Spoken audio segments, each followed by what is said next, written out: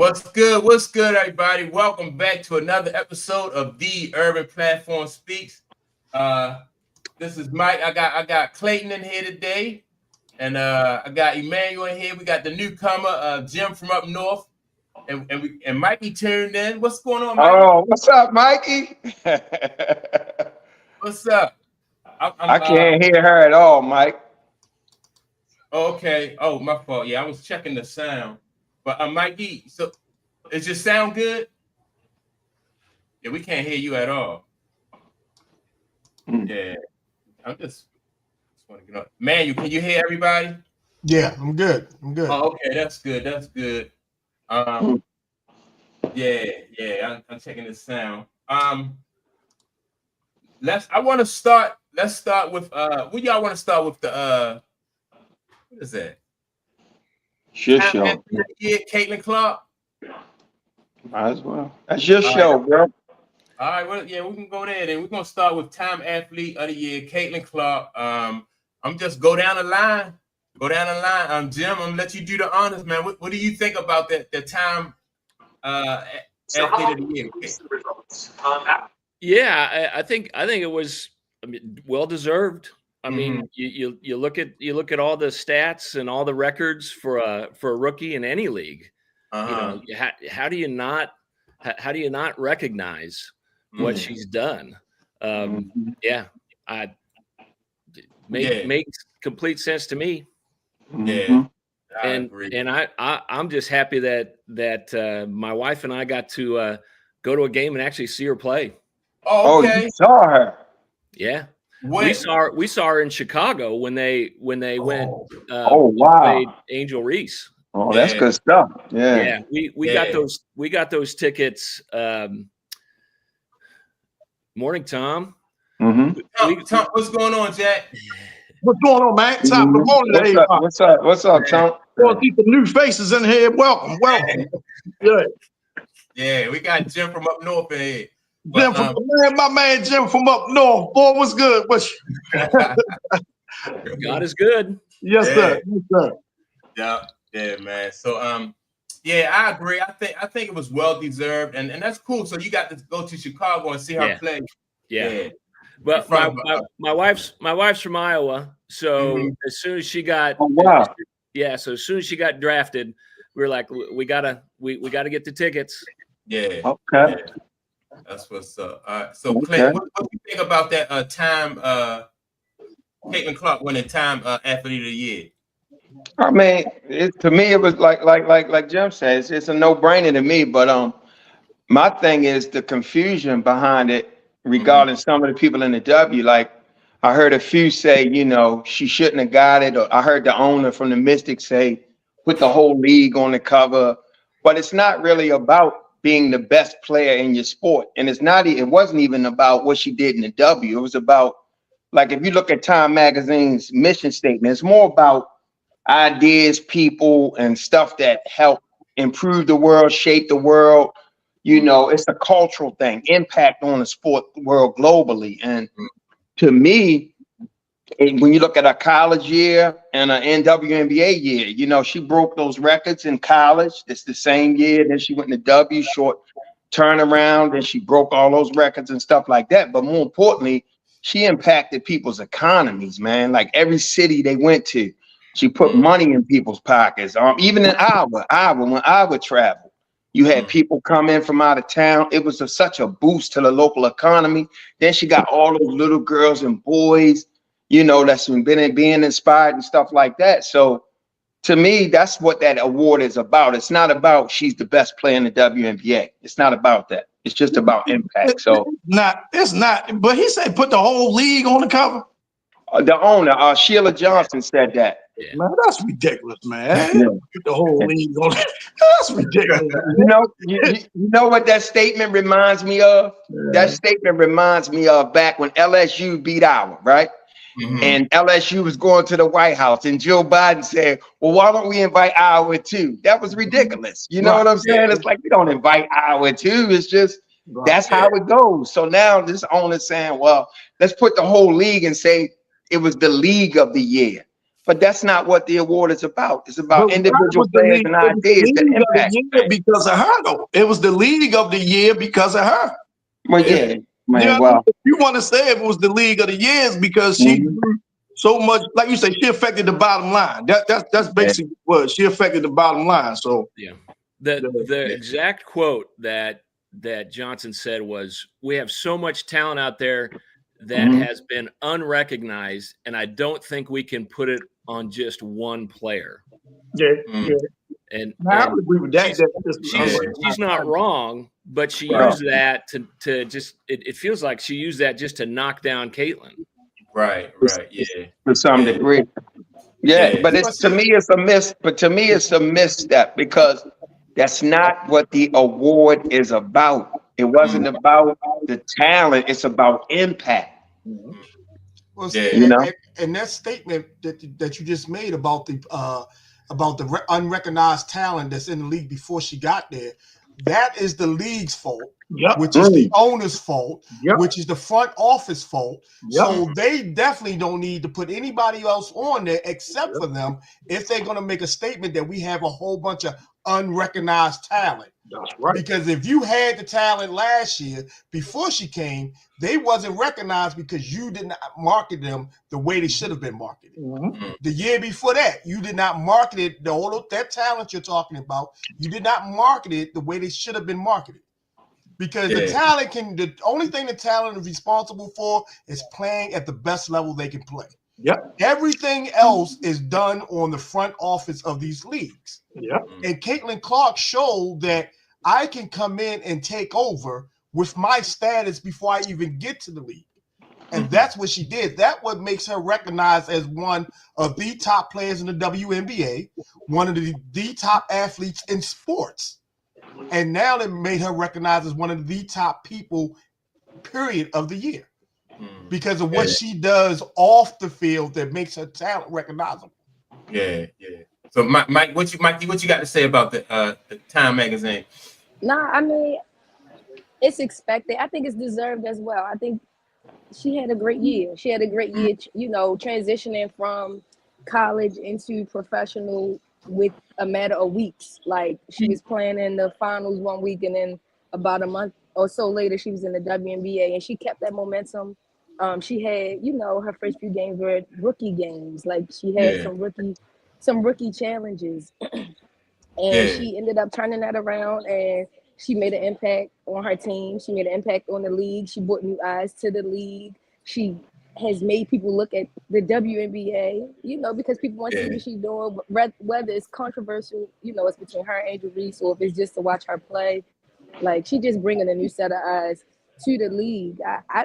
It's deserved. I mean, I would expect it, but I can't say she doesn't deserve it. Like, she deserves it. She's had a heck of a year, especially coming off of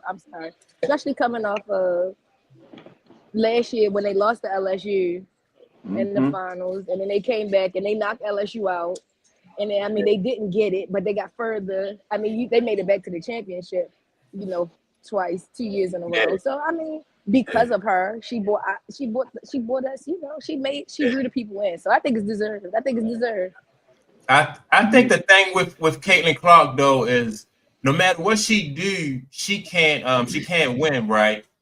And I say that because when she was getting interviewed, her statement during the interview, Caitlin Clark gave praise to the women who came before her and laid the groundwork, right? And so basically what she said that a lot of minority women, mainly Black women, have played in the league and they have set the groundwork. And she said she also want to give them some credit and think that they should get some recognition in this too. And people tore her up about that, You damned if you do, damned if you don't. Like, it don't matter either way. Exactly somebody not gonna be pleased. Either way, somebody's not gonna be pleased. So that's the thing to me about that, Mike, is people want to hear what they want to hear, and it seems like people. I'm gonna say this respectfully. It seems like sometimes Caucasian people in this country, right? They've watched their sports be dominated by Black athletes. And then now you get this young lady comes in and she's electrifying to watch. So now it ain't even really about her. It's about having something to push back against that domination that blacks have done. And they also want her to be associated with their political views and things of this nature. And to me, she's not saying anything new. She's been saying this since the first time they was pressing her to say something. And it's like the minute, you know, you hear certain words, they trigger words. So for white people, that whole white privilege thing she said, that's a trigger. But she didn't say that she got there because of white privilege. She said there is a such thing as white privilege, but I've earned everything I've gotten. And now on the heels of this election, I swear it just looks like the left and the right is still battling each other. And they're using this girl to do it. And it's to me, it's ridiculous. You know, that girl didn't say she didn't earn anything, but she's always said when she was a little girl, she wrote on this little dream thing saying, one of the things she wanted to do was be in the WNBA and meet Mine Moore and go to, you know, she wrote these things. So how do you want her, you expect her not to support a league that inspired her and black athletes that inspired her? They inspired her. And she's going to protect that. And she's going to protect women's sports. So that's what she's in. You know what I'm saying? And these white people, that's extreme, because it's not most. I still don't believe more people are racist than I don't believe that. But I know it's an extreme right. I know it's an extreme left. And most people, I mean, those minority few, they're going crazy over this, dragging her and, you know, everything else. But if you supported her because you wanted her to be something, you really didn't appreciate what she was doing in basketball. Yeah. You know, we've seen this before, though, right? Back in '79 when Larry lost, and he went into the NBA, and I mean, history repeats itself. It does. Right. Yeah, that's true. That's true. But yeah, and I do think you make a great point because Clayton, all right, so even black people try to say, well, her statement is pandering to us. So how can you like how you gonna win? If she and she proved that she's not pandering, like you said, because before she even made it to the WNBA, she said Maya Moore was her favorite athlete. And so now when she gets to the WNBA and she said, you know, give black people some credit for what they have done in the W. Now, you know, now she's pandering. So that's why I titled this like everybody hates her because she can't win, you know, no matter what she say. And that's another good point too, Jim. We saw Larry Bird go through the same thing. You know, they wanted to put him, you know, East Coast, West Coast thing with Magic Johnson, Larry Bird. But you know, with that Bird Magic thing, it was like the perfect dynamic, though. You know, it was like the perfect storyline set up. It was already like set up for that. You know, they had played in the championship, then they come in, and you know they on both. You know, one on one coast, one on the other. One is with the LA, one is, you know what I'm saying, Boston. You know what I mean? So the storyline was already written. All they had to do was go out there and play basketball and win, and you know everything fell into place, and that's what they did. You know what I'm saying? Let me ask you guys something, right? Mikey, you might be too young for this, but you might not be, because you know you got Mike, so he might have you in tune with this. But when Larry Bird, remember when Isaiah and Rodman made those statements about Bird being average if he was black, and then Larry Bird was forced to speak on it at a press conference. You guys remember that? I remember. And what he said was, I take no offense to what they said. He kind of supported them having the right to say that. He said, I take no offense, but I don't recall him getting backlash like Caitlin is getting from extreme right-wing people. Like, I don't think Larry got a lot of backlash in that. Help me out. I'm thinking now. I'm thinking because of the social media age that we live in, you know, and that's playing a big part of it. Like, if you look at it, that vitriol that you found from the left and the right was there back in the 70s, right? But because Larry Bird and Magic Johnson didn't really feed into that, that's why it wasn't public. But people, if you don't buy into their narrative, when they support you, I think it's that vitriol is still there, but it just wasn't. They'll turn around and point that it go against you. Yeah. Like you say, if they support you, but you feel like you're not on board with their beliefs and their position, they attack. Yeah, they attack. Yeah. So that's what Caitlin Clark is getting now. She's getting what Larry and Magic got, but I think it's at a higher level because of this social media age that we in. You know, that's what Caitlin Clark. Well, yeah, but you got to remember too that Larry Bird and that Magic Johnson thing. The NBA needed that. You know what I'm saying? They needed that competition, that rivalry, to boost what they were doing. It took two of their best franchise, one on the East Coast, one on the West Coast, and just happened they both won't meet until the finals to make it a big thing. So you know that was, like you said, the perfect storm. They needed that. The WNBA needed somebody to go with Cait and Clark, and unfortunately, they didn't get that right now. I was about to ask that. Does she have like a true rival in the league? Like, have a true rival in the league. Like, and the problem is, if you got to ask that question, that's going to tell you no. That they don't have a true rival in the league right now. So when it comes to her and her popularity and what she does for the WNBA, everybody wants to say, you know, you got those that want to say, well, she's just coming in, she just doing it, she getting this because she white and whatever. But they don't understand the fact that she's getting it because she's good. Right. Because if you're white, black, Mexican, Chinese, if you ain't good, nobody talking about you. Exactly. Yeah. That's the first point right there. Exactly. If she couldn't ball, would nobody be talking about? Right. What nobody be talking about. Yep. Yeah. So the WNBA needs to just embrace what she's doing and build upon that. You want to add 4 more teams to the league? Embrace what you're doing with your younger players coming in. Don't give a damn about what the older players are thinking right now because they feel as though they're getting snuffed. You know what I'm saying? If you were that good and that talented and this voice, where was this voice 3 years ago is my question. You know what I'm saying? Where was that voice then? Voice for a while. I don't necessarily think that we just ignore the OGs or ignore the ones that been in the league. Like they've been fighting. Well, no. I'm saying ignore the ones with the negative opinions going on about this culture that's going on right now in the WNBA. Hey, that's what I'm saying. Y'all listen, man, because y'all more in tune with that league, that WNBA than I am, right? So, you know, I heard they've been talking expansion, or they're going to expand. You know what I'm saying? Is that because of the TV deal they just got? Because for years I always heard about them not. They operating in the red, essentially. You know what I'm saying? And I remember Clayton was talking about this one time before. Like they always seem to be operating in the red, but now they're expanding. So is that due to the new TV contract? Give me some back. I think they capitalizing on this wave. I think they just capitalizing on this wave. People starting to gear towards, pick up on women's sports, and they just taking it. Like if you think about it, this is probably the most attention women's sports has gotten. Period.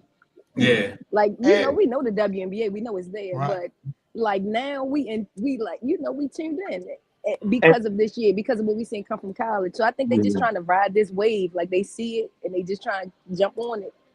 And I think expansion was already in the work before the TV deal came, though, because you already got this one team starting next year, the Golden State team. Valkyries. And then you already got 2 teams identified for 26 already. So the new deal came in. It might have been part of the negotiations for the new deal because we expanded. I don't know. And a lot of things too that people don't understand too. Some of these the WNBA expansion teams now are not being owned by NBA owners as well.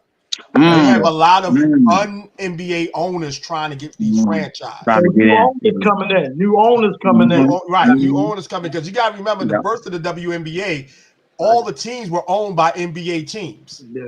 Okay, now you got these millionaires and billionaires are coming in wanting a piece of the pie, but don't own an NBA team. That makes sense. So that's why the expansion is money was coming in, because they was always crying. Not literally crying, but you know what I'm saying. They were always speaking how they was operating, you know what I mean, in the red all the time, year after year. You know what I'm saying? I think I even heard. Go ahead, Mackie. I'm sorry. No, I just was saying it's a whole new wave of basketball players. Like think about the ones that's in college now. Like the league has to expand. They have to. It's going to be hard to pick. It's going to be hard to do a draft and only keep 12 of them. Yeah, it's going to be too hard. So they're going to have to expand. Yeah. And to Mikey's point, if they don't expand, they'll start losing a lot of good players to overseas. Right. As they've already been doing. Right, which will take the good players that got in the WNBA and have them go overseas. Right. Because everybody knows the overseas contract for women is Right. much better It's than what it is over here. That's true. I even heard conversation about Patrick Mahomes trying to buy a WNBA team or put together an investment group to get one. So that's real. Yeah. Let me ask y'all this, and I want you, Jim, to have you seen? Did you get a chance to watch that draft with the Valkyries? Because like some of those players that they drafted, I'm not sure. Like how good do y'all think they're gonna be able to be in their first year? What is it? The Golden State Valkyries? Is that what they're called? Yeah. It's gonna be a work in progress. Right. I don't think it's not like, they was taking stars or even looking for any, they just looking down the bench. Like, like, hey, somebody tired, give them a breather. Like that. I feel like that's what they did, Yeah, they had to the teams could reserve their top players so they couldn't be picked. But the gal from I already forgot her name. The gal from Las Vegas that played with Caitlin Clark. Yeah, Kate Martin. Yeah. Martin, yeah. They picked her up. But then they also got some, circling back around, they got some folks from Europe, right? Yep. So that does speak to the talent level being bigger than just the WNBA. Yeah. Yeah, right. Because then and they got a few players on the roster that has championship pedigree too. They might have been role players on championship teams, but they know how to win and they know how to play. So, a lot of their success gonna be predicated on who they pick up in free agency to add to the roster and the coaching. So this basically was the expansion draft then. Yeah, right. It was The draft. Okay. And the lady who was coaching the Valkyrie, she Asian, right? So is she the first Asian American coach though? I'm not sure if she's the first Asian American coach. I'm not sure, but yeah, I know she was on the. She comes from the Las Vegas Aces organization. Mm-hmm. Yeah, so and she also spent. I think she spent time on the NBA bench too. For the men. Yeah. Is Steph Curry a part of the ownership for this Golden State team? He might be. I didn't hear that Steph Curry. But all right. So let me ask y'all: have y'all got a chance to check out any of the women's college basketball this year? It's some man. Oh man, I watched Connecticut. I watched Connecticut and Notre. I like Notre Dame, man. They beat UConn, didn't they, Mike? Yeah, they did. Yeah, they went to work on UConn. I just saw the highlights. What's the young lady name? Hidalgo? Hidalgo. That point guard for Notre Dame, man. Her and Miles. Miles is that two guard. She was playing on a bad ankle and still gave him 20 or something like that. Hey, Clayton, you like her, Clayton? You like her from Notre Dame? I love her. Her and Olivia Miles. I like both of them. Yes. Yeah. Great duo. A great duo. I like Miles. And they feed off of energy. Off of energy. Mm-hmm. And so Notre Dame, although they beat what you said they beat, like how many ranked teams? They beat 3 ranked teams. They beat, I think, Texas when they was ranked, USC when they was ranked, and now UConn. Yeah. I'm gonna say this, man. Juju gonna have some competition because this girl is sophomore, Juju a sophomore. She gonna have some competition in terms of player of the year and all that kind of stuff moving forward. Hey, what was she last year, Clayton? Like, because I heard her name before, but what did you like last year? You just caught my attention this year, to be honest. I can't say Mikey probably can tell you. Now, I caught a little bit of her last season, but this year it's just like her break. It seemed like this is her breakout, her coming out. She had a decent season for a freshman last year. Right. They went to the Final Four, I believe, last year, and she pretty much carried them. Like, she's their player. It was like you saw that she had potential, but I think how she's starting this season off, I don't think nobody saw this coming. Like, she's starting this season off hot, like hot, and she bringing the eyes. Like, she really is. She really is. Good. Yeah. Good. Yeah. I'm surprised that this girl is the big for UConn. She tight too. What's her name? Sarah something? Strong. You know what I'm talking about? Sarah Strong. Yeah, Sarah Yeah, Sarah Strong. Yeah, Strong. she's Yeah, tough. She's she's tough. tough. She's Yep. tough. She And definitely one look, to look out all for. of them gonna have a problem next year when Chavez get in the league. Believe that. It's Yeah, a yeah. lot of them in the Jim, what you league. know about Yeah. her though? The young lady Chavez. You seen it yet? Yeah, I haven't seen her yet. Yeah. But yeah, because we talked a little bit about that last week. Right, Mhm. right. Yeah, she's gonna be a problem. Yes. Yeah, she is. I think now so they got UCLA ranked number 1. Now I did see UCLA beat didn't they beat USC? Cause no Yeah, that was UCLA is UCLA beat undefeated right now. Yeah. who is? UCLA is UCLA. undefeated. Yeah. So they ranked number 1, then UConn number 2.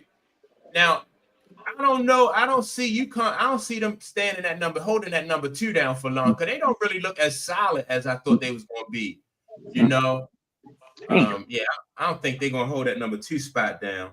Well, They got the ranking. a lot of new players. They got a lot of new players on that UConn team. Yeah, they got a few new players, but it's like the ones who came back. Like what's the young lady for UConn? Their main player for UConn. I don't know why I'm Paige forgetting her. Beckers. Paige Beckers.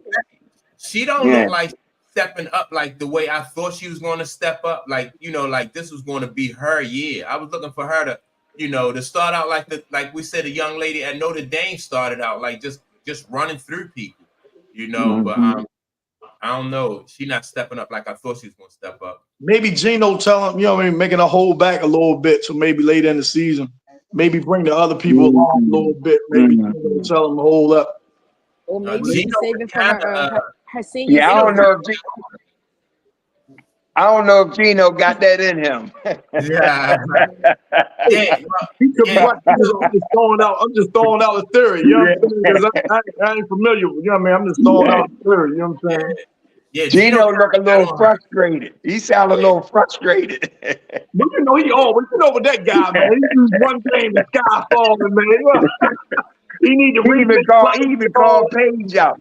He even called Paige out, talking about maybe we should just give her the ball, let her go one-on-one. That's all she want to do. You know, everything with that guy is extreme, man. You know what I'm saying? One game by 2 points. Oh man, I need to reach life and all that stuff. You know. Real quick to your point, Mike. UCLA beat South Carolina this year when they was ranked 3rd. Oh, okay. Yeah. So all right, so let me just go through the top 10 real quick for the women. So you got UConn at UCLA at number 1. UConn is at number 2. South Carolina is at number 3. Now, did y'all see that dunk? What's the girl? Ashley got in the game. Yeah, Ashlyn Watkins. Yeah, Ashlyn Watkins. She got a dunk in the game. And you got LSU is at number 4. I think LSU look pretty good too. They got some nice freshmen in there, and then they got Mikey. What'd you say? Flaugier. They got Flaugier. Flaugier's a junior, and then they got Michaela Williams. Michaela Williams is a sophomore. Now the see, two of them. I didn't know that Flaugier was only a junior. Yes, only a junior. So yeah, she got another year coming after this. Then we got USC at number 5. Let me see. Yeah, Texas is at number 6. Merlin Terps is at number 7. We got Notre Dame at Notre Dame is 8. Duke, I haven't had a chance to see Duke, but Duke is 9. Oklahoma is 10. So then you got Ohio State, TCU coming in at 11 and 12. But yeah, man, women's basketball, college basketball, man, it's a lot of talent out there. I got a question. Do anybody know what they base their rankings off of? Like, what determines your ranking? You know, for college sports, like criteria, preseason, how you ended last year, how you recruited. You know what I'm saying? And projection, conference, strength of conference, strength of schedule, things like that. That's why I don't think you no rankings, man, before Christmas or something like that, because you haven't played nobody. How you gonna start the year ranked number 1 and you haven't even played the game? Yeah. Right, that's what I'm saying. So how, as the season move on, how do they measure it? So how they be like, oh no, you dropped from this position, or oh no, you move up? Well, it depends on who you lost to. But you know what I'm saying? Depends on who you lost to, the point differential. Say like UConn, for example, they was at number 2 and they lost to a number 8 team. So you're like, well, they lost to a top 10 team. I don't even know if they would switch them. I don't even know if Notre Dame they left them there. Yeah, I don't know if they would jump. Yeah. I asked that because South Carolina started the season off as number 1, and when they lost to UCLA, they dropped. I think initially it was like to number 4 something. Right now they number 3, and they switched UCLA to number 1. Now UConn has been number 2, and they just lost to Notre Dame, which is number 8. But they left them at their positions. Now I do know that there was a, when I think UCLA beat South Carolina by at least 15 points. And I know that, it was a point differential. I do know that. I don't know if the new poll come out yet, though. I was going to say, did you read the polls of today, Mike? Yeah, the new polls come out every Sunday night or Monday. Monday. Thank y'all. Yeah, I just needed to know that. Appreciate that. All right, cool. All right, so all right, so let's move on to the Heisman Trophy race, right? So Travis Hunter, wasn't really a big surprise. He got 2,000. What did he get? He got like 2,231 overall votes. What's the dude? Ashton Genty got 2,017 overall votes, and then you got what's the guy named Dylan Gabriel and Cam Ward. They came in 3rd and 4th, right? So with Travis Hunter, it really wasn't like a big surprise. I don't know what y'all think about the Travis Hunter winning the. Now, my question is too though. Now, is he the Heisman Trophy? Is he supposed to be the best player, or is he supposed to be like on the best team? For them to win the Heisman Trophy. The Heisman Trophy is the best player of the league. Oh, okay. Yeah. So that. I don't know what y'all think about. Y'all think it was well deserved though, Travis Hunter winning the Heisman Trophy? I think he deserved it. Even though I was cheering for the running back for Boise, I was cheering for him, and I wanted him, and he still might catch Barry Sanders' record, even though it'll take him more games to do it. He still might catch Barry Sanders' record, which is phenomenal in itself. Just to be mentioned with Barry Sanders and his Heisman year, it's crazy, man. But right. Yeah, I think Travis Hunter, man, I think he deserved it, man. The guy balled out all season, man. So I don't have no problem with him winning it at all. I'm just a running backs guy, so I was just cheering for the running back. But yeah, man, Travis Hunter, man, he definitely did his thing this year. He definitely did his thing. Yeah. What you say, Jim? What you think about the Travis Hunter pick for Heisman? Yeah. I'm with Tom. I was thinking Genty was just such a force at the beginning of the season that he was just going to run away with it. But I mean, you gotta give the kid props. I mean, that Hunter kid, man, he's got it all. To be able to play both ways at a high level and do it for a full 60 minutes, that's crazy. And be effective at the end of games. That you gotta have a motor at that level to be able to do that.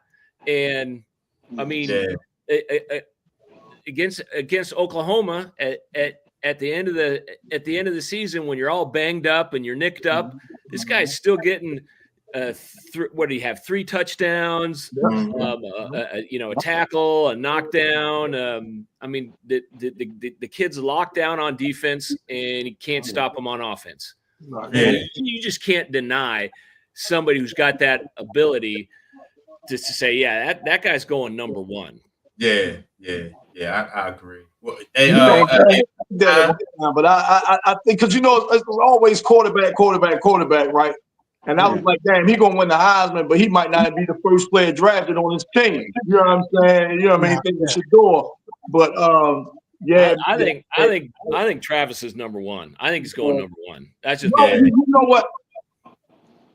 Say like, well, you know the usual suspects at the top of the draft. And Clayton, I'm gonna let you and man come in on it, man. I don't mean to take up all the thing, right? But you know the usual suspects at the top of the draft. Most times, more often than not, they need quarterback.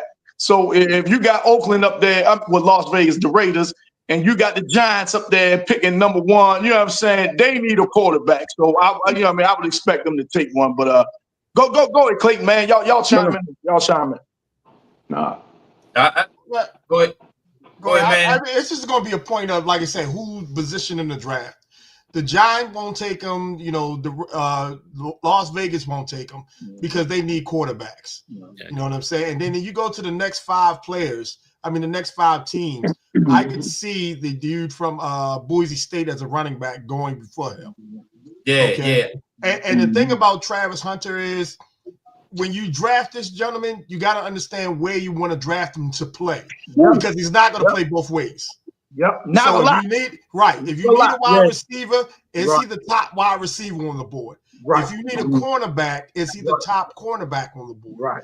So that's where his skill factor comes into play, because he's not the biggest cornerback that's out there on the board. He's not the fastest. He just has to be the most skillful player at 2 positions to play 2 positions. But he's not the best at either position. So that's let me where ask you Travis Hunter is going to come and affect that. That's a great point because he's not going to play 100 snaps in the NFL. Right. You know what I'm saying? He's not going to play. Now, you can get him in, even if you bring him in as a nickel or if you bring him in as a third receiver. You know what I'm saying? That's fine. But playing him on both sides of the ball, I mean, that's tough. That's tough. You know what I'm saying? Let me ask y'all this then. Do y'all think he should just play one? What side of the ball y'all think he should play? Should he play receiver? Wide receiver. Good question. Which one is he best for? He get paid more as a wide receiver. Yeah. And if I'm him, I'm playing wide receiver. Okay. Now, if I'm somebody like maybe let's say he falls down to where somebody teams like Baltimore or San Francisco or something like that. Whereas though, San Francisco needs a cornerback more than they need a wide receiver. Baltimore. So I may draft him thinking I'm going to play him at corner. You know what I'm saying? Or my nickel package. So it all depends on who is drafting at what position. But he's a great talent. Like if he goes to someplace like, let's say if he goes to Kansas City, he has the opportunity at Kansas City to play both ways. Because he can play in a dime and he can play in the in the slot if he needed to play there at Kansas City. That's right. Because that's the way they built. Yeah, that's right. That's the way they built. But if you're going to somewhere like the Ravens, he would have to play one or the other. Because he's going to be needed at that position they draft him at. Go, Clayton. I'm gonna let you go, Clayton. You go ahead. To me, it was obviously the Heisman, but I think what position he's gonna play is gonna really be determined by film study. Like I don't think it's something looking at it from the naked eye. I don't think it's something you can kind of determine as a fan because it's certain idiosyncrasy and it's nuance to certain positions and stuff. So I think film study is really gonna give a team the idea of what they want to bring him in to do. That's just my view on it. And I was still, he would get snaps, whatever his primary position is. I would still give him snaps on the other side. You know what I'm saying? That was still, but just not every defensive series and every offensive series. You know what I'm saying? I wouldn't. Yeah. To me, there's no doubt about he's going to play. He's going to get some packages for him. Right. No doubt. Yeah. But it's hard to determine that, man. Yeah, it is. You know what I'm saying? Like you say, like what he pick up on, you know what I mean? Yeah, see certain things, like you say, that's a game within the game. The game within the game. Yeah. How you pick up on that. Yeah. You're right. Yeah. But I always had a soft spot, man, for the running backs, man. I always had a soft spot for the running backs, man. Yeah, man. So I'm glad I'm glad that position is being brought back to life, man. Yeah. I'm glad for that. I grew up loving Tony Dorsett, Walter Payton, Barry Sanders, Eric, all these things, Gail saying OJ. And then it's like it's a dying breed, but I love seeing the return of the running back. Because man, they didn't change these offenses up, Cleveland. Man, where the screen game, that's a run now. You know what I'm saying? Yeah. Screen with the running back, that's considered a run now. And you don't really have them horses, man, like the ones you mentioned, and the Eric Dickerson and things like that. You know? So but I never really bought into the notion though that the running back position was gone, right? Because anytime you look at championship football and teams having to go and play in like inclement weather and stuff like that. Mm-hmm. The running back game, that's one thing that always travels with good teams. You know what I mean? Like that travels. Well, see, it wasn't necessarily saying that the running back game is gone. What the running back position equated to is it's a plug and play now. You can easily pick up a running back. That's why they devalued the running back. It was a plug and play situation. Like they pretty much saying that you ain't really gotta have no skills to be a running back. Which this year has proven everybody wrong this year. You know what I'm saying? You gotta have skills to be a running back. Can't everybody be a running back? Right. But that's where it evolved to. Like we can throw anybody to be a running back, but to play wide receiver, you gotta have talent to play wide receiver. You know where I think it started at? You know, man, where I think it started at, and I could be wrong. Y'all correct me on this. Remember when the Rams gave Todd Gurley all that money and he got hurt? And then Sean McVay said, man, we shouldn't have gave him all that money. I could put anybody in this offense and do what Todd Gurley did. You know what I'm saying? And I think that caught on around the league and the front office to say, well, we ain't got to pay him. We ain't got to draft a running back in the first round. We don't have to pay all this money to retain a superstar running back. We can go get another one. Like man just said, we can go plug somebody else in there and do the same thing. And let's not forget my Cowboys did the same thing. We paid Ezekiel all that money, and then the next year we drafted Pollard just to be having him, and Pollard outshined him. Right. And that's what devalued. That's what the position was devalued. Yeah. Do you guys consider what New England did as a team contributing to it too? Like the running back by committee, like someone said earlier, the screen pass being an extension of the run game, things like that. Because for a while it was like draft to get two running backs, Lightning and Thunder or whatever, or switch up the pace, running back by committee, and that whole narrative that dime a dozen. Some of that contributed too. And New England was so successful doing that, you know. Yeah, and that's a good point because out of the 6 championships New England got, I don't think I can name one of the running backs on any of the 6 teams. You don't remember Dillon? I remember Corey Dillon. Yes. Corey Dillon. That's it. Corey Dillon. Yeah. Corey Dillon. Well, I think a big part of it is just the league becoming a passing league, right? And everyone's leaning into the high-powered offense, the passing league. You know, the Sean McVay, the Andy Reids, the Kevin O'Connells.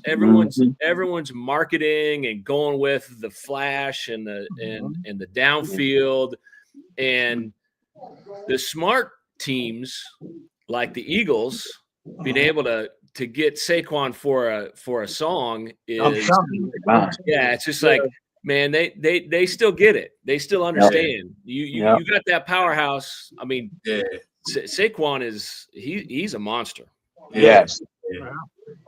But and hopefully the Ravens can understand that if they just use Henry enough.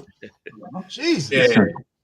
I think if when you look at traditionally like the franchises that always stay relevant, like the Steelers, they always have defense and a running game. Like you said, those things travel, Mike. Just like you said, because those things travel. Yeah. And see, it's like when you like defense, defense is about effort. So it's no excuse. You can always play defense,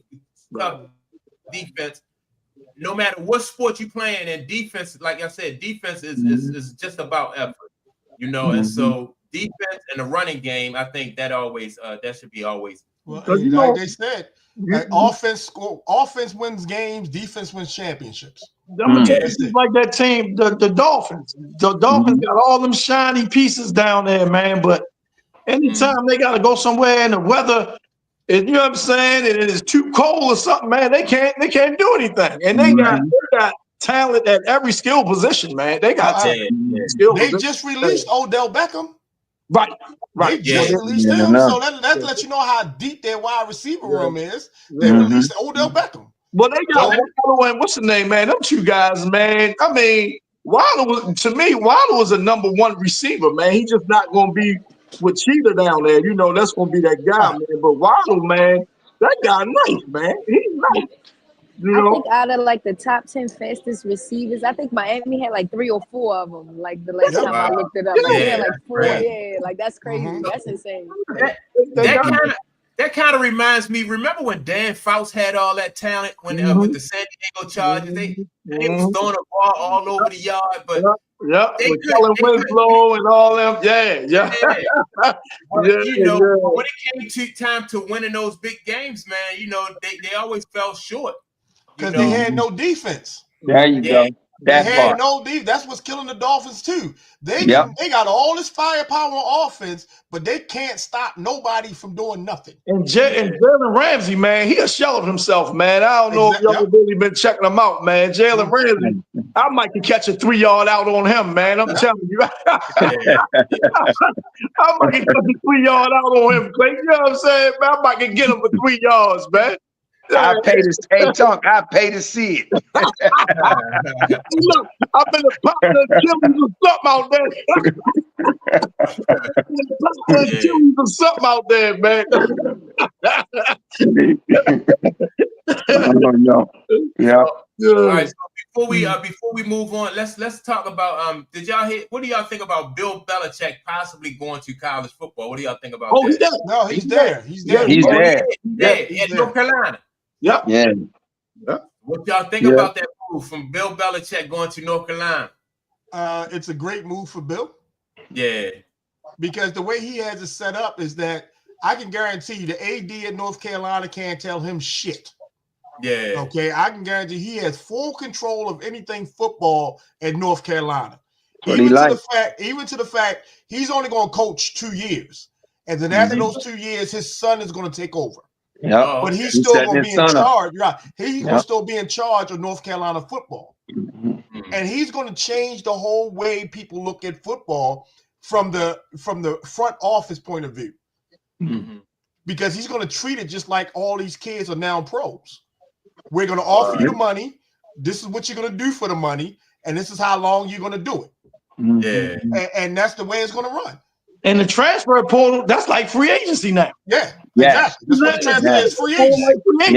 It's free agency. Yeah. It's something interesting. Bill said that a lot of coaches, college coaches, were calling him when this transfer portal became such a thing, asking him, how do you deal about free agency? How do you deal in this and that? Because it's so similar. So I think I think Bill is a teacher of the game. So now some of these fundamentals and things like that, you can start instilling in these young players. And when they come to the league, they'll be even more NFL ready. So, and the one thing he said that's going to impress kids and parents of these kids is a NFL style coaching in North Carolina. And everything in North Carolina is going to be NFL based.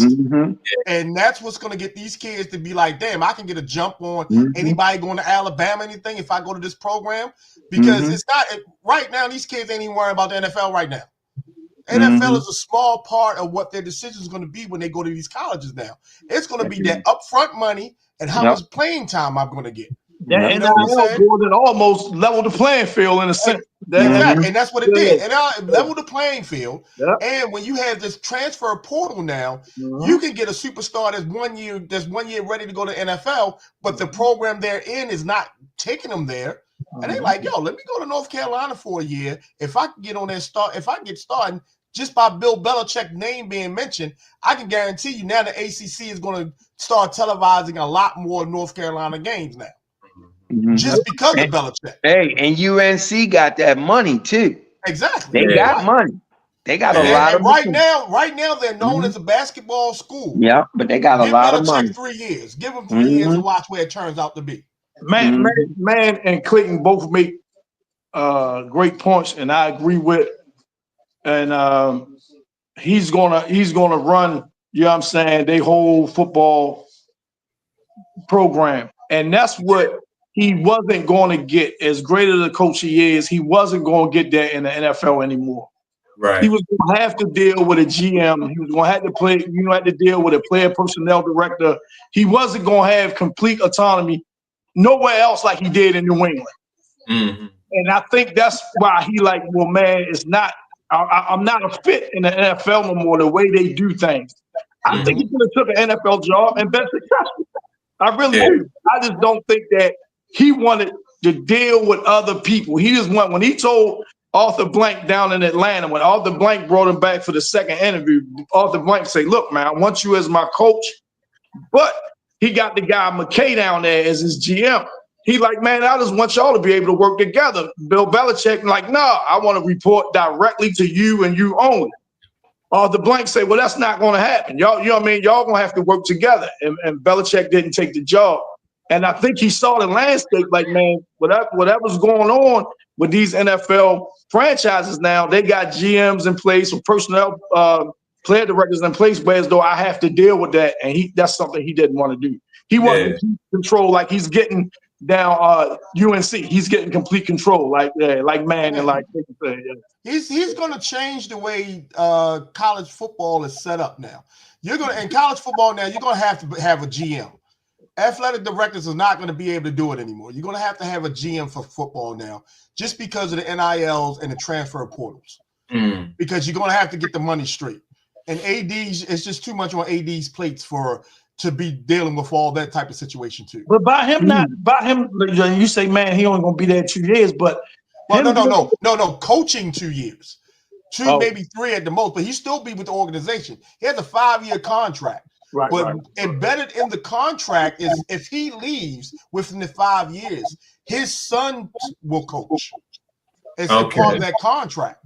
So if he coaches, so he can stay on in any capacity, just not as coach anymore.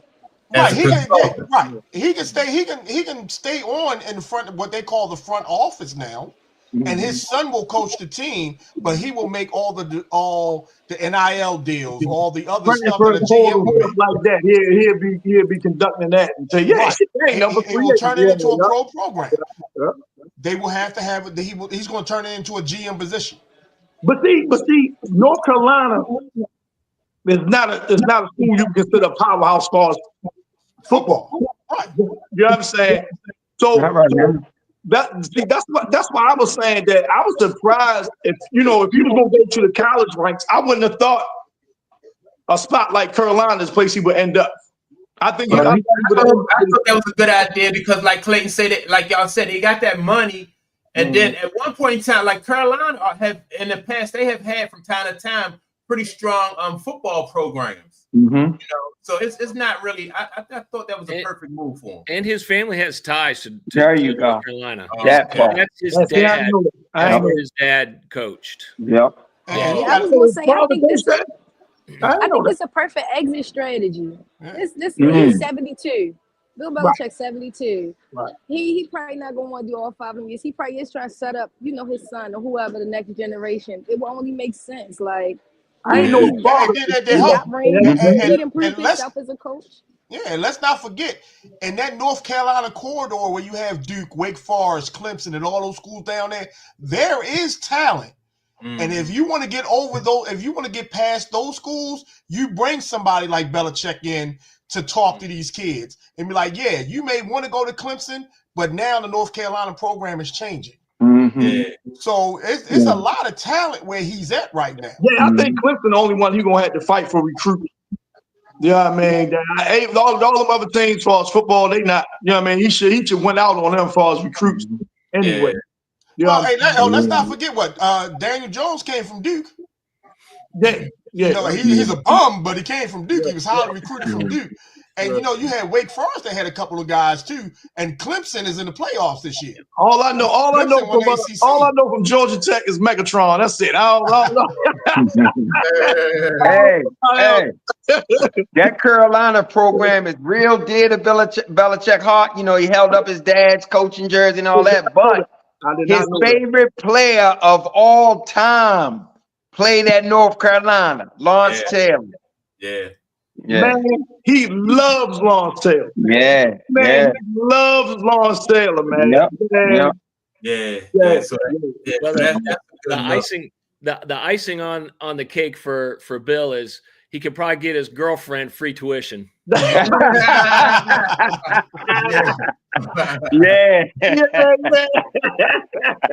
crazy. You know what? I'm not even mad at Bill either, boy. Do your thing, old man.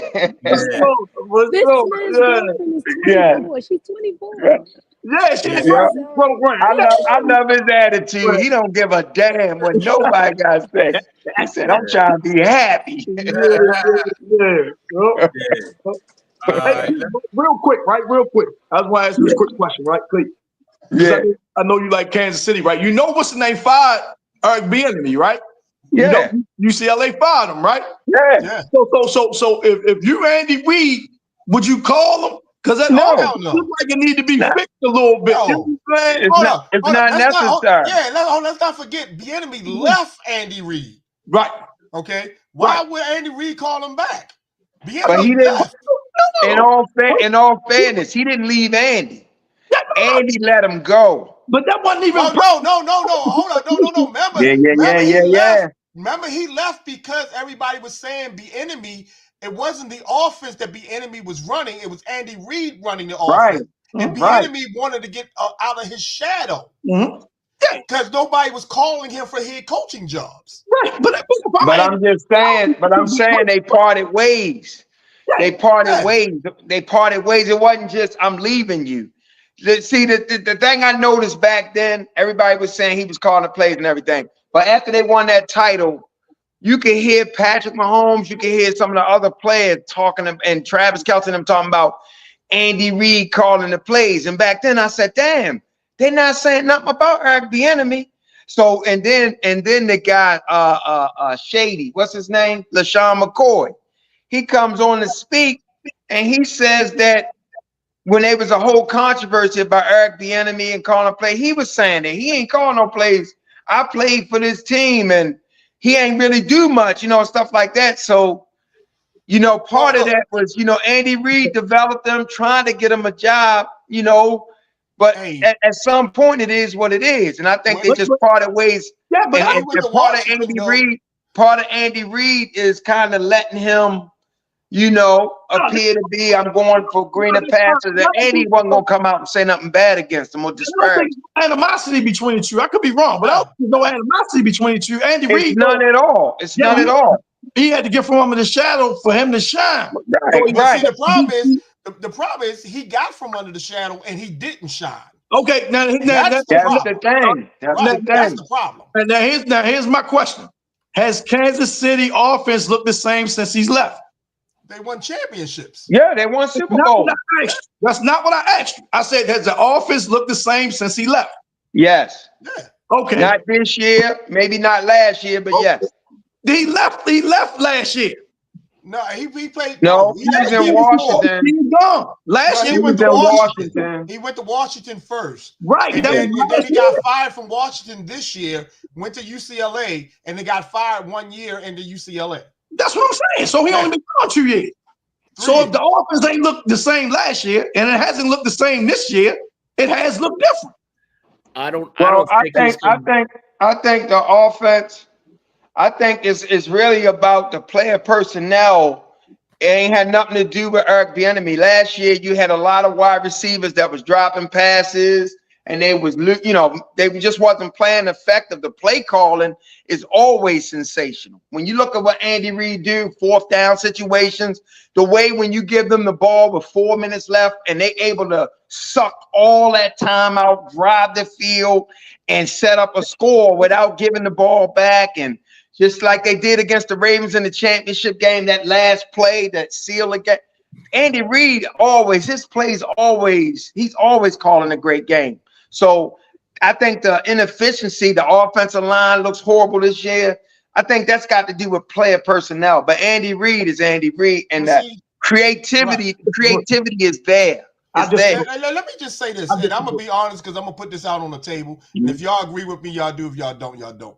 I think Bieniemy got caught up in the black coaching's not getting opportunity type situations that he wanted to prove a point, okay? Everybody knows that when, a lot of black coaches get overlooked because they black for what they say, okay. And he got caught up in that mainstream. because the simple fact is he left Andy Reid and failed. Okay. So it wasn't all, it's not even all about if he's black or white. It's about he thought his coaching ability should have put him where he should have been. So that's why he left to get from underneath that shadow. But in actuality, he just, people were looking at him like, well, maybe you're not that good. And in Washington, he couldn't turn it around. Couldn't turn that program around. You go to college, you go to UCLA, and what was his, it was like 128 or something like that? Out of 138 schools or something like that, his offense was ranked. Yeah. So, you know, it's one of those things where sometimes the hype is more than what you can actually put on the table. Yeah. I'll say this. He was not liked in the locker room. The players respected him, but they did not like him. Yeah. They love Andy Reid. Yeah. Yeah. And what I say is, when he was down, go ahead, Mike. Go ahead, Mike. I was getting ready to say, to Jim's point, they even had like a little slight controversy before he even got there about players said that they didn't like the way he talked to them, the way he spoke to professional athletes. They thought that he was like kind of condescending and he belittled the athletes. So yeah, it was an issue with his the way he related to the players. That definitely was Shady McCoy's stance. McCoy, if y'all remember, he used to have a fumbling problem. People tend to forget this. You know what I mean? LaShawn McCoy used to have a fumbling problem. And what Bieniemy used to get on him about how he carried the ball. That's true. The way you got to talk to a grown man a certain way. You have to talk to a grown man a certain way. It's not college. You know what I'm saying? So you got to talk to a grown man a certain way. Another thing is, when he went down to D.C. and they had that quarterback before they drafted the dude Jalen Daniels, I can't even remember his name. He had this guy like the first half of the season last year. Year, not this year. Last year, he had him in the top as far as passer rating, passer yards. Right now, I know Clayton speak to Kansas City. You know what I'm saying? The only receiver they had down there is that dude McLaurin down there in D.C. You know, he didn't have no other receivers that was pass catchers down there. So it was a lot of drops down there as well. Now, I can't speak to what he did at UCLA because I wasn't following them. So, I couldn't speak to that. But I think it was more so on the lines what you said, Mike, and you, Jim, that he wasn't liked in the locker room. And players got the same agents, things like that. And they didn't want him coming in the locker room with that type of verbal, you know what I mean, tone, like you say, condescending, belittling. That wasn't going to fly. And I think that's more so why he's not going to get a head coaching job, more so than his ability to coach offense. Yeah. Well, hold on, but you gotta remember the last half of the season, Rivera started doing the offensive play call. Yep. The head coach started doing it. They took that away from him at the last half of the season. Yep. So I think it just goes both ways. And he went into the 2022 season, like according to Adam Schefter, I remember this. He went into that season saying he knew this was going to be his last year with Kansas City. So it's you know what I mean? It was, to me, it was more of a parting ways, the mutual part. But let me ask y'all this then. Do y'all think that he fit into that Andy Reid system, because it was almost like a good cop, bad cop situation, right? So when you had Andy Reid is he's a player's coach. Everybody big Andy Reid, but then sometimes when it's necessary for Andy Reid to take a different kind of stance, then that's where somebody like Eric Bieniemy would be able to step in and Yeah, that's interesting. Yeah, that's interesting. You know, because sometimes you need that. You know what I mean? That dynamic. You know what I mean? Good coach, bad coach type thing. You know what I'm saying? Like, So I see it that way too. And they had a lot of success together. A whole lot. You don't have that much success if it ain't working on some level. That's right. All right.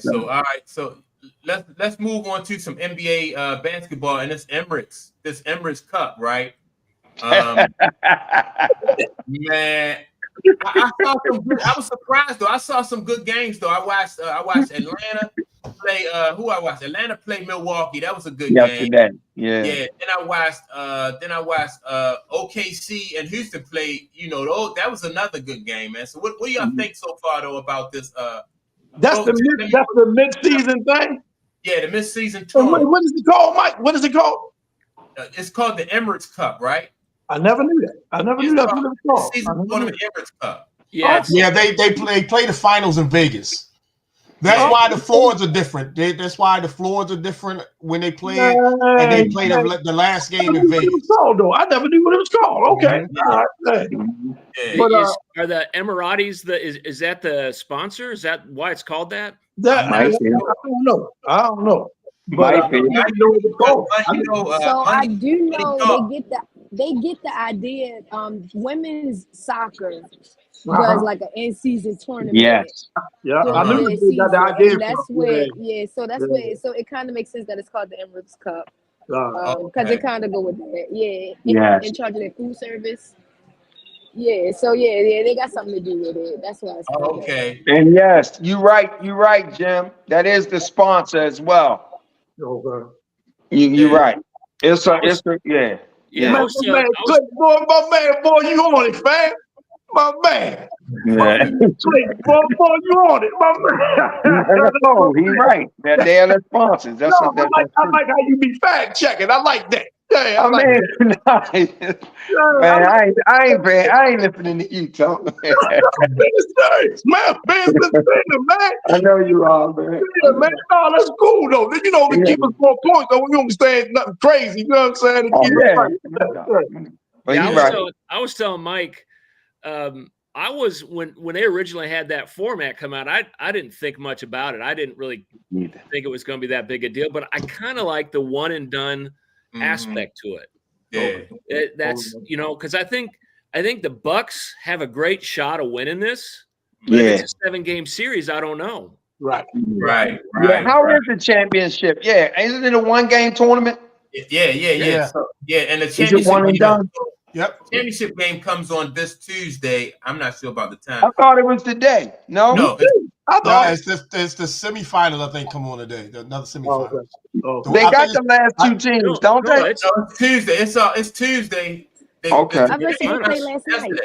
The last 4 teams played last night. Right. That's what I thought.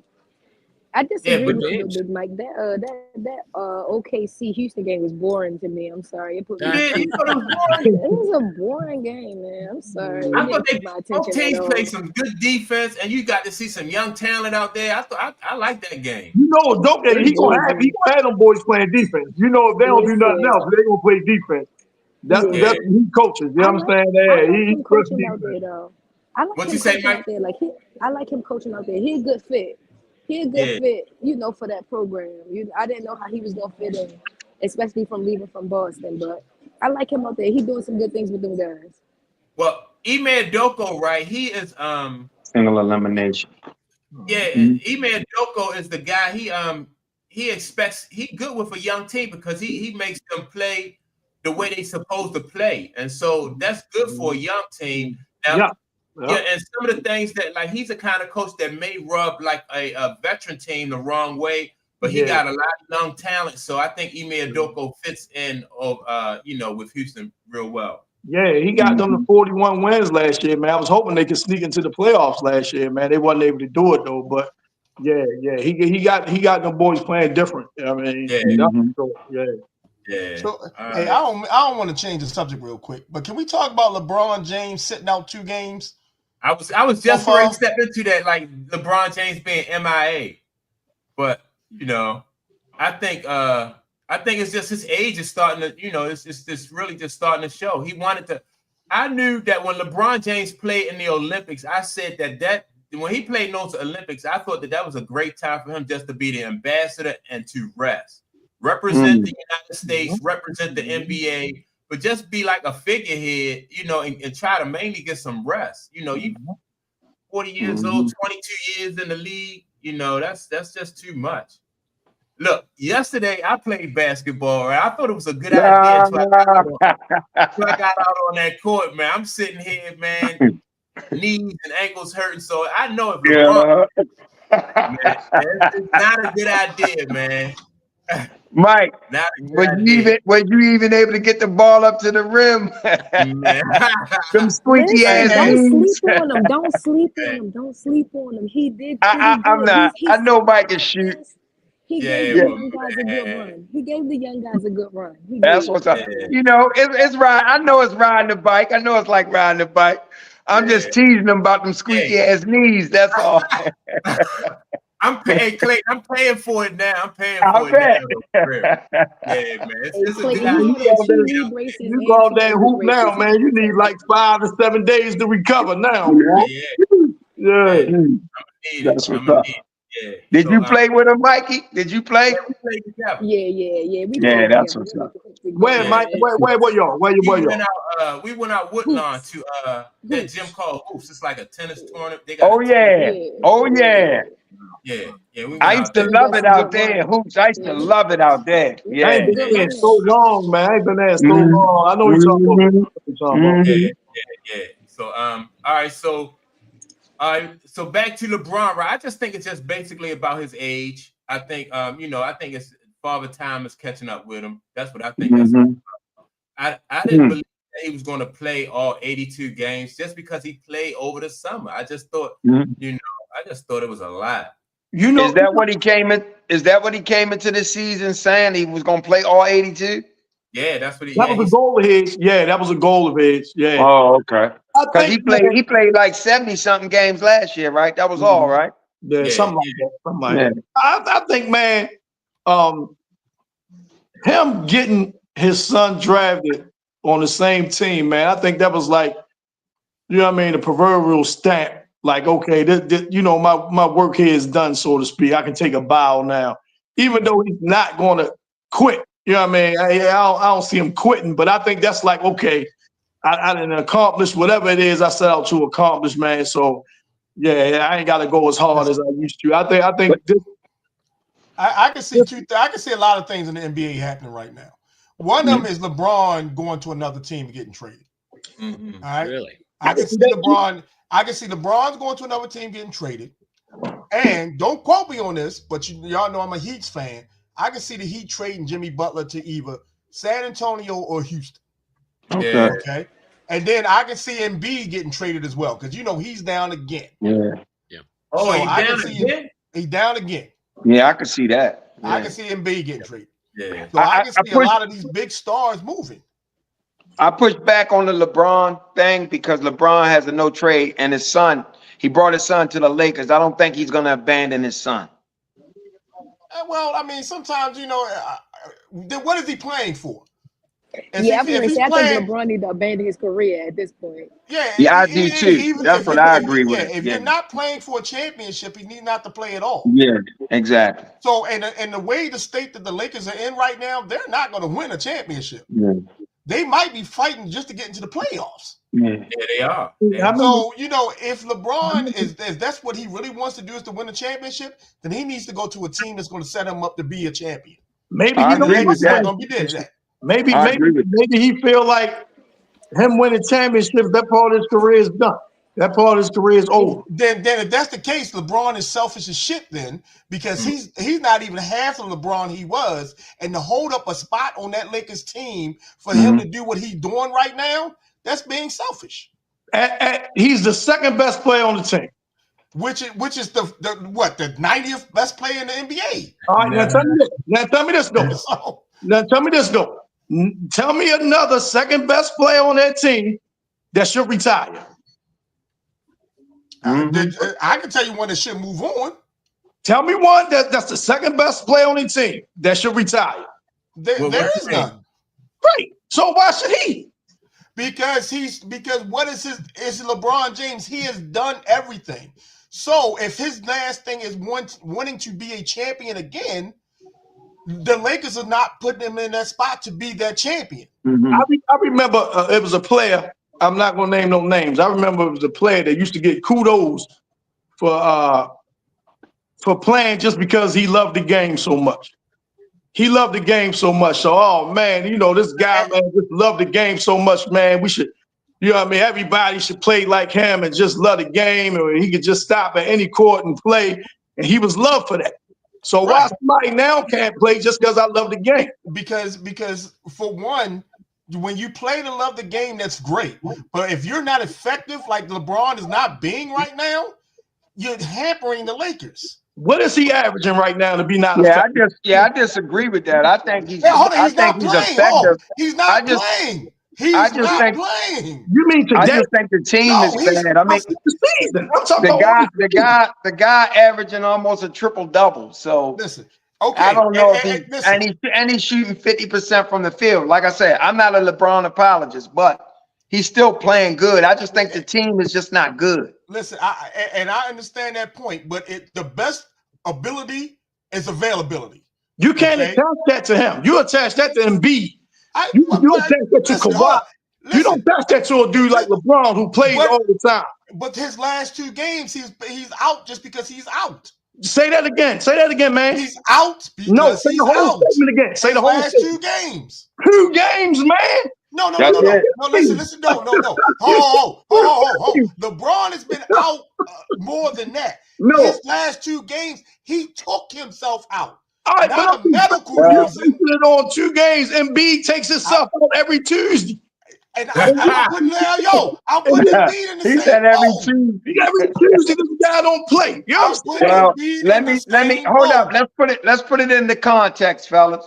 LeBron has played 23 games this year, and they've only played about 25 games or so. I mean, how many games have they played this year? Are they 13 and 12? That's 25 games. And he played 23 of them. He's played 23 games. My question is, out of 23, how many of those games was he inefficient? He's shooting 50% from the field. So I don't know. I don't have the breakdown on these games, but he's averaging 23. He's averaging 9 assists and 8 rebounds. What I'm saying to you is this.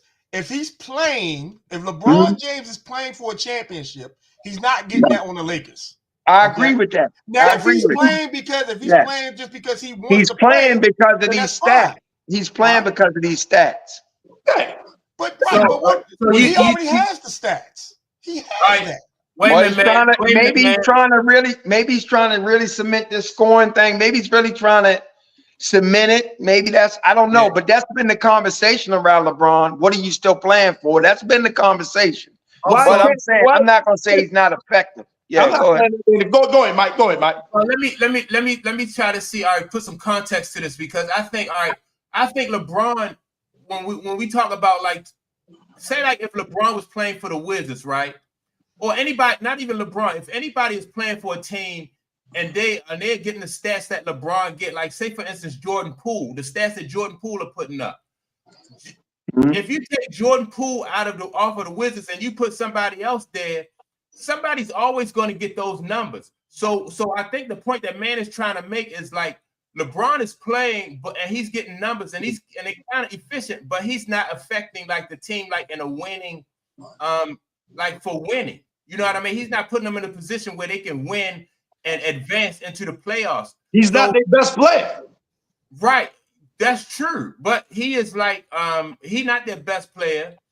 And their team, they don't even have, if you look at their team, they don't have but probably one top 10 player on their team, and that's AD, right? And so LeBron, if he's not in the top 10, then, like I said, LeBron is not putting them in a position where as though they can advance or even be, he's just basically stat padding. You know what I mean? That's a lot to ask for a 40-year-old. That's a lot to ask for a 40-year-old. That's my exact point. No. But my point is, nobody that's the second best player is being asked to lead somebody. Why the same onus is not put on the team's best player? Because that's LeBron James. So that's what you're saying. That's LeBron James. He created that. A level of expectation. Listen, my whole thing for the Lakers is this. They're not going to win with AD or LeBron James.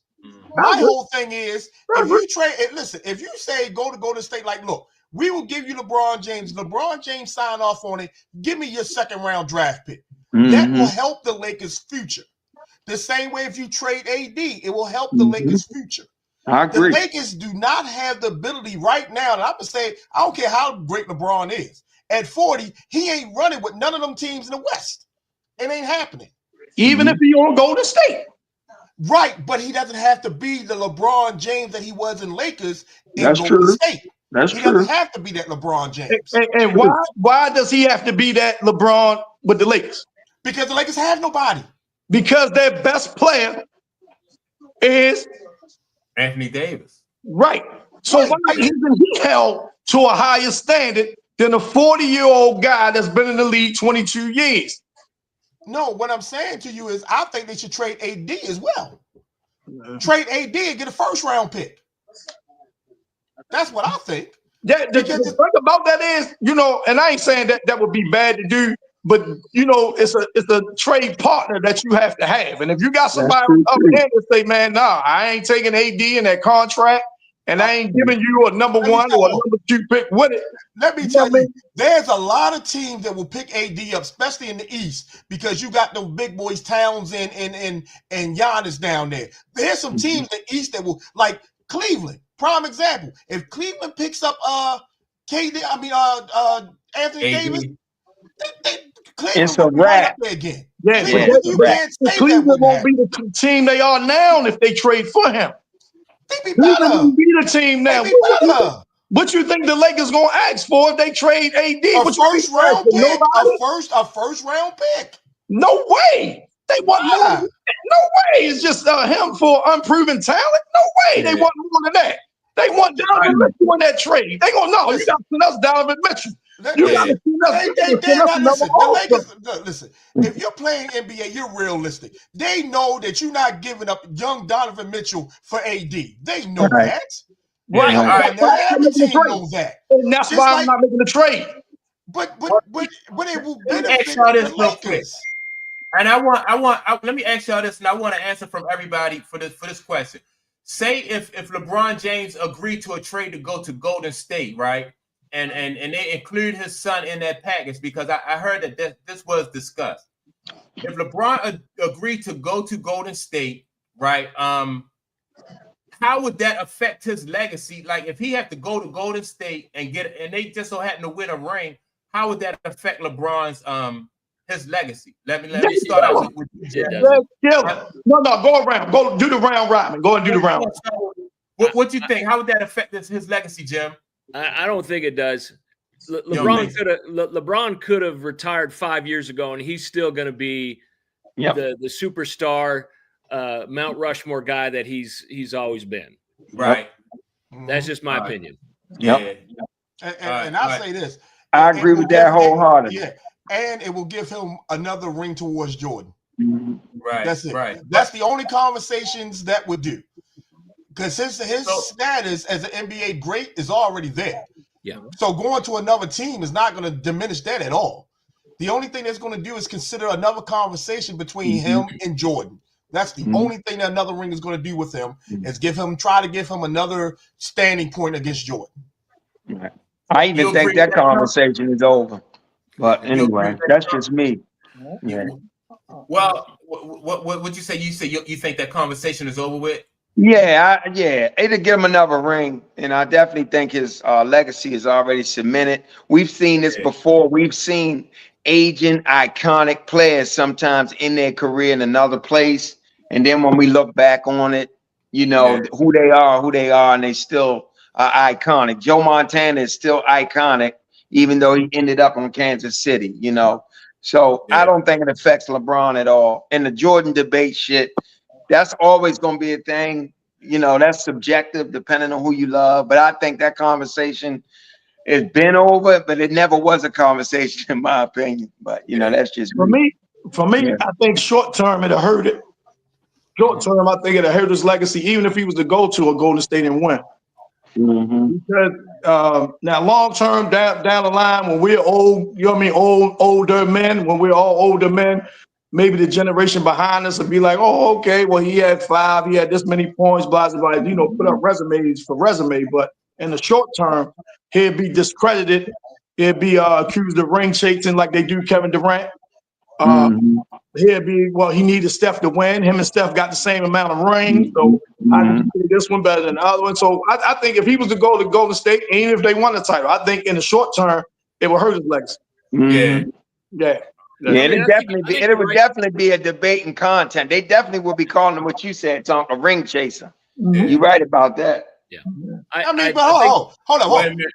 Isn't that the whole purpose of playing sports is chase the championship? Yeah, man. We're not saying that statement right there. Like, right, but what I'm saying is we're not saying that it's fair. We're just saying what the media is going to do. And I'm not saying it's fair though, but that's what they're going to say. And I don't even agree that's what the narrative should be.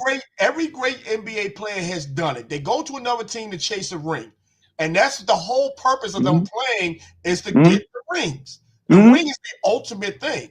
So if LeBron has to go to a team to be, and it ain't like it's going to be LeBron's first time doing it. Okay? It ain't going to be his first time doing it in Miami. Right. To catch a ring. Right. You're not wrong with it. Yeah. Right. All right. So go ahead, Mike. Go ahead. No, go ahead, Tom. Because I was going to say I wanted to hear what Jim had to say before I read Tom's statement. No, I was kind of gonna bring up the fact back to what Tom was saying.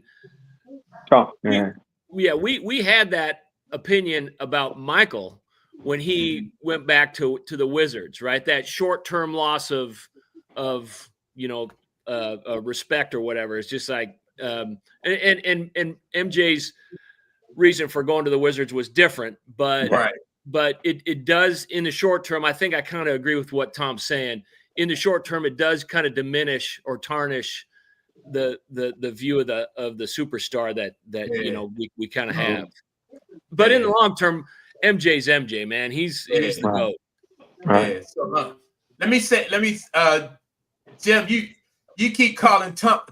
We call him Tump. TUNK. Yeah. Oh, see, man, I got these old ears. My 58-year-old ears, man. That's my fault. That's my fault. I just he said, man, for a minute, I ain't know he was talking about me. I thought he was Tom, what you talking about? It's all good. Sorry, Tom. Yeah, like the card game. Like the card game.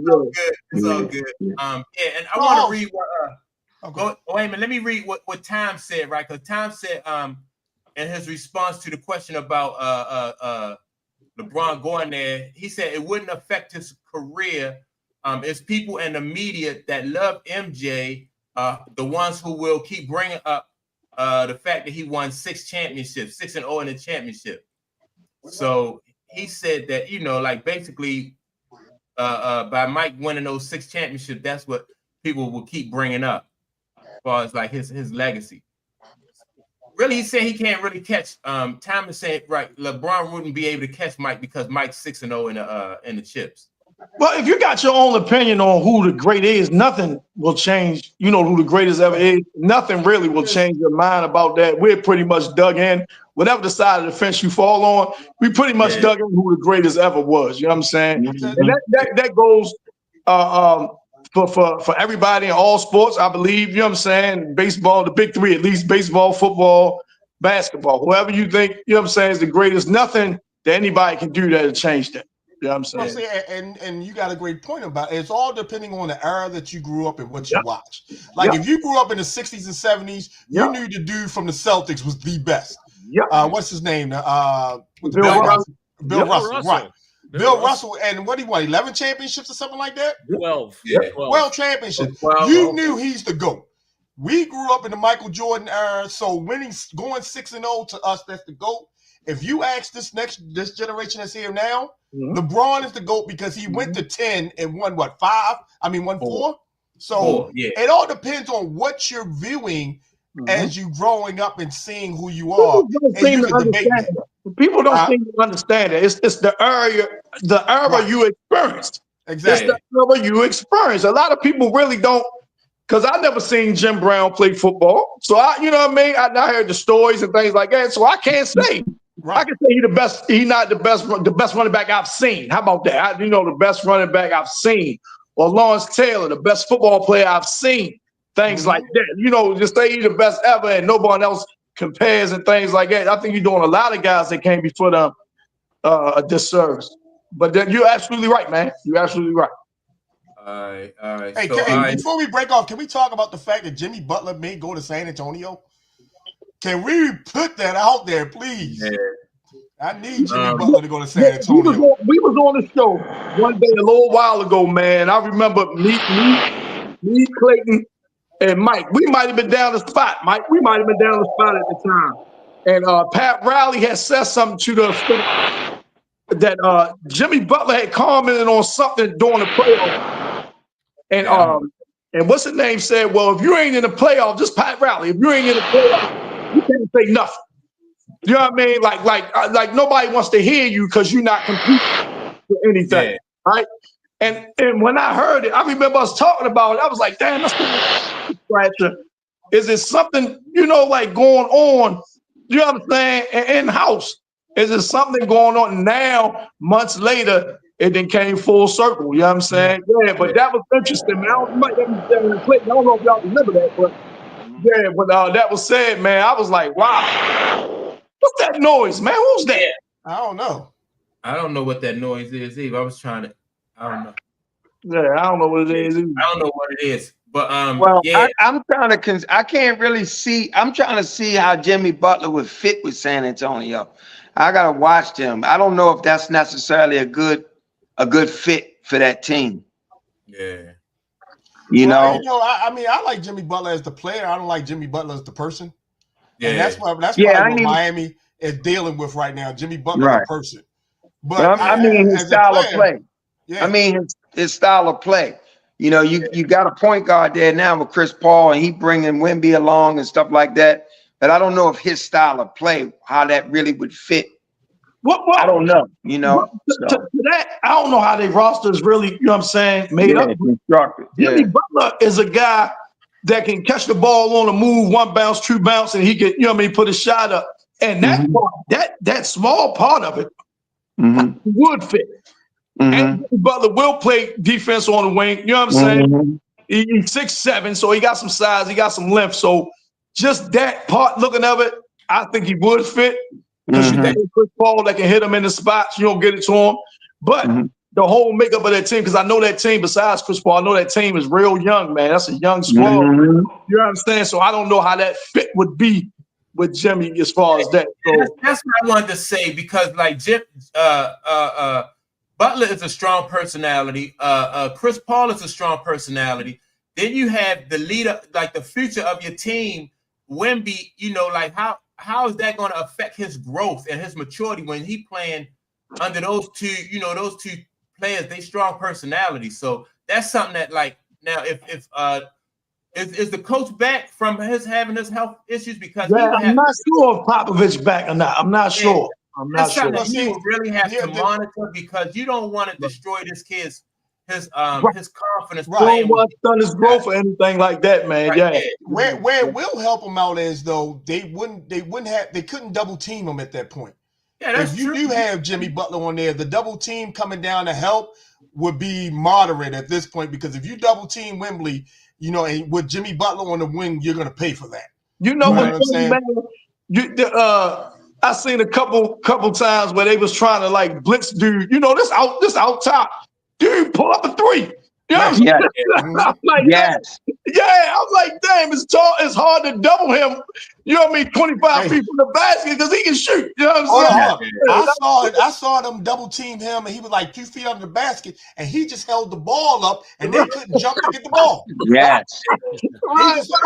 And put it in. They couldn't jump to get it. They double teamed him in there. And Mike, Greg Popovich is not back yet. Okay. But yeah. So I want to ask Manny. So what are the Spurs missing to get back into the playoff hunt? They're missing a shooter. They're missing a shooter. They're missing somebody. So when you go into double team Wembley, he can kick it out, and that three is there. That's what they're missing. They got a lot of role players, and they got a lot of young role players. But if they can get that key shooter on their team, I think they will be a definite playoff bound team. Yeah, but they just don't have the shooters right there. the role players that they have are mainly young and they slashers. You know what I mean? Like they like to go to the rim. So yeah, if they had a pure outside shooter, I think that probably would be and that'll help with spacing too when they come in Wemby. That'll help with spacing as well. Yeah. How are they defensively? Oh yeah, they play solid defense. They play solid defense. Yeah. You know, Wemby's gonna be the anchor. Blocks. Wemby's gonna be the anchor, but I don't know perimeter wise, like, you know what I'm saying? Because I haven't seen them, you know what I'm saying? So I don't know how they do on the perimeter. But you know, Wemby back there, he gonna erase a lot of mistakes. And see, that's another reason why I think they need Jimmy Butler, because Wemby does do a lot of block shots, but he doesn't get a lot of rebounds. Right. Because because they block him out so far from the basket. And he away from the basket a lot. Right. He's away from the basket a lot. Yeah, well, that's a good point. Yeah. I just think that with those strong personalities, I think that you know, I would trust Greg Popovich to to be a buffer between Wemby and those guys, because they, you know, and I think what's the name attitude then changed a little bit too. Now I don't know. Yeah, Chris Paul. I think his attitude. I think his attitude. He's changed. I think you're right. I think he understands his role and what he needs to do. Exactly, man. Exactly. I think, you know what I mean. He understands his role now. He's an elder statesman. His job is to come in there, get Wemby the ball, make him better, things like that. Yeah. And see, I said this on another show, Mike. Remember when me and you was like, Chris Paul now reminds me of Jason Kidd when Jason Kidd was coming toward the end of his career. Jason Kidd started doing a lot of facilitating, a lot of coaching, a lot of mentorshiping, and getting the players where he needed to be. And then as soon as he got out, he started coaching. Right. Hey, another thing, another caveat to it is, like, if you talk about the relationship between Jimmy Butler and Pat Riley, to me, Pop is kind of cut from that same cloth. You know, disciplinarian, and he runs the ship a certain way. So would Jimmy and Pop eventually start clashing and bumping heads? That's right. I think Jimmy Butler I think he really respect Pat Riley and Greg Popovich, though. Oh, he definitely respect him. Yeah, for sure. That's just Jimmy being Jimmy, though. Sometimes Jimmy gonna say something or do something, but I think when it comes to respecting I don't know if y'all recall, like, not recently or a little while ago, Jimmy Butler asked Spoelstra if he wanted to fight. I remember that. And you know what? That could have been. I don't know, of course. But that could have been almost the beginning of the downfall, because you know Spoelstra is Pat Riley's guy. That's the guy. You know what I'm saying? So when Jimmy said that, and Pat Riley, you know, when he found out, he said, "What?" You know what I'm saying? So I think that might have been like, well, no, we can't have this guy around, because even if he respect me being Pat Riley, he don't respect my guy if he up there talking about he want to fight him. You know what I'm saying? To me, Jimmy Butler attitude changed after the NBA Finals that they lost. When nobody was expecting them to be there, they were there, and Jimmy Butler was like, "I'm the man." Right. Okay. That's where I think that whole, because they started getting perms and doing strange stuff. So I think that NBA Finals actually hurt him more than it helped the team. I think he might have got a little big-headed after that. I think he might have got a little big-headed after that. I can see that. I can see that. I can see that. And remember, in the East, in the Miami beat both the top stars in the East. Right. They beat the Celtics and they beat Milwaukee. Remember, they were saying this playoff Jimmy, and this is what he do with the playoff stuff and all that. I remember. Yep. So maybe, you know, Butler is bad because of what Butler's attitude is right now. And everybody can see it, because he's probably walking around like, y'all ain't nothing without me. Right. And the locker room like, yo, you can bounce. We don't care. And I can see that, you know. I can see him being that way too.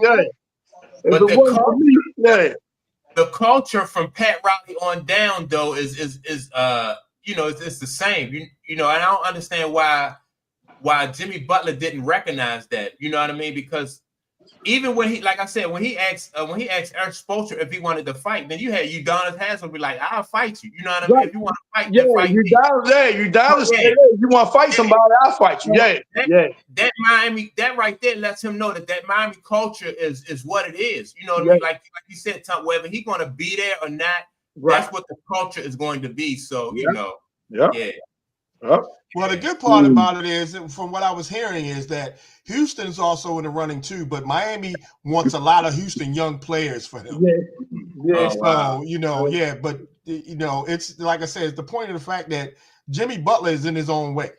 And I wouldn't, if I was Houston, I wouldn't give up a lot of that young talent for him, man. I wouldn't, man. I wouldn't give up a lot of that young talent they had for Jimmy Butler. Yeah. I wouldn't. What you think, Clayton? What you think? If you was Houston, would you give up them young guys for him? Them young guys for Jimmy Butler? No. I wouldn't give up too much. I wouldn't give up too much of my youth, especially how competitive they are. Right. Absolutely not. No. Right. Now, if I can get them without giving up some of that, but I'm not giving up that. No. I ain't giving up my young guys for that. I could see if Jimmy Butler was like the piece that was going to get them over the top, and that would be different, But no, they got a nice chemistry in their nucleus there. I think I like what I see over there. So, hey man, we've been on for like an hour and 40 minutes.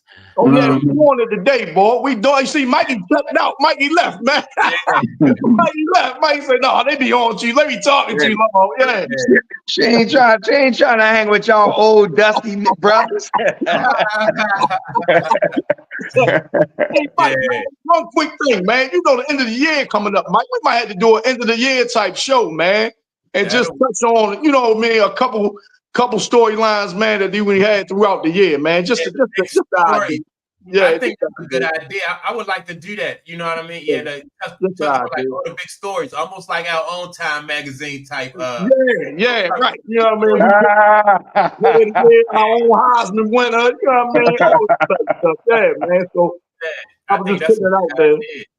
Well, hey Jim, you're a record now, man. You got to be on from now on. Now, Jim. Oh man, I appreciate you letting me in the chat, man. I've enjoyed this from day one. Yeah. Hey Jim, you gotta jump in though, Jim. They ain't just be you just gotta jump in. You gotta jump in, man. You can't let us monopolize the whole thing, man, because I know the same way you do when you type in them texts. You just do the same thing. Just jump in, man. We all sometimes we can't keep up with your text, Jim. You put in so much information. Right. I go back and watch, and I say, "Damn, I didn't know he said that." Oh, damn, I didn't know he said that. I'm the same way, Clayton. I'm like, you talking about that? The text came in. Touch on it. Yeah. Because I'm gonna give you guys an upset though. Which come on upset alert today? Who's that? The Commanders. Who they playing? They playing the Saints, and Derek Carr's not playing, but they on upset alert. Even without Derek Carr. Yes. Yeah. Oh, all right. They probably got a better chance of winning without. Yeah. Well, I'm not gonna go that far, but I will. I will. Yeah.